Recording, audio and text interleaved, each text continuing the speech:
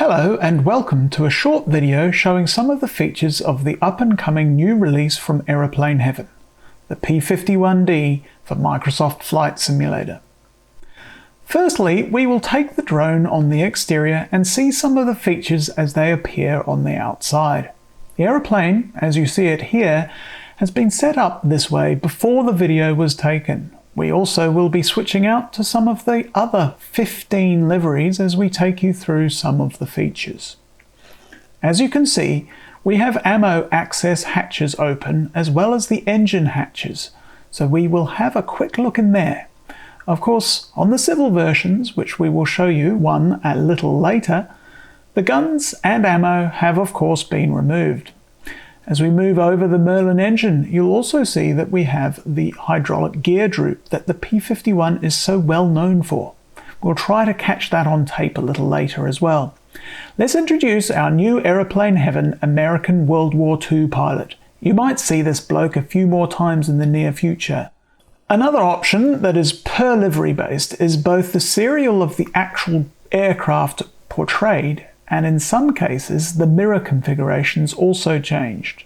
Both these are per livery options and can be set by the repainter as well.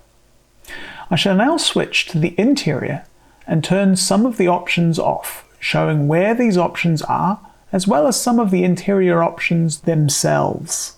Let's have a quick look at some of the options inside here. We have also closed the canopy as we have changed to a different livery. We have given you the option, and it is off by default, the different reticles that were available to this gun sight. The first is the gyro reticle. We also have a fixed reticle. We have also decided to use the spare light bulb area of the gun sight to house the 3 switches used to show and hide certain options and some other options as well. They are, from the left, a simple radio set, the switch to remove engine panels and to put them back on, and lastly the ability to switch out the pilot from Jarvis, the World War II pilot, and the stock Asobo pilot. This is on by default in the modern civilian versions, the pilot that is. So to remind you what Jarvis looks like, we'll pop outside and have a look at him. And now we will switch to the stock Asobo provided pilot. Needs a little bit of time to show. This bloke is the default pilot. If you have chosen a different pilot in your options, then you will see that pilot instead. Now we shall talk about the comms on this aircraft. Using the left-hand switch, we switch out the oxygen blinker out for the standard AS92 comm unit that is found in a number of stock GA aircraft. As you can see, this is toggleable on or off. I'll just turn that off again. However, should you have or require a flight plan and wish to use a modern radio, we do have the ability to switch in a stock AS430 radio. This is available by using the inoperable World War II radio on the lower right side of the cockpit. Toggling this radio removes the gun sight altogether, including the options, and presents you with an AS430 in its stead. This is the default configuration for the civilian liveries. So here we are again on the outside. This is a very famous aircraft indeed, Old Crow. We shall use this aircraft to show some of the loadout options available to you from the weights window. You will see that we currently have 2 external fuel tanks selected. Should you wish to remove a tank completely, this is as simple as removing the fuel in the external tank that you wish to remove, giving you a clean Mustang. The civil Mustangs do not have this ability and are clean standard.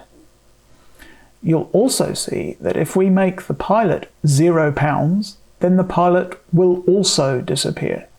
This is also true of the stock Asobo pilot. I shall put him back. The more observant amongst you will see that we have added 500-pound bombs to the payload area as well. If you were to put in 500 pounds, they don't show. Well, why is that? Because currently the fuel tank is being used. The fuel tank takes precedence over the bomb loadout. The correct method is to remove the fuel tank by draining it first. If you do this, you will see that there is now ordnance on the station. Of course, you can choose any loadout configuration you wish to have. We're not going to judge, but your fellow ground crew might. I can't, of course, do it, so in this case I will be adding both bombs by draining the right drop tank and adding a 500-pound bomb to the right station. As you can see, we have civilian versions as well. This one, which is one out of the possible three, is my favourite. I think it's a racer, but I'm not entirely sure.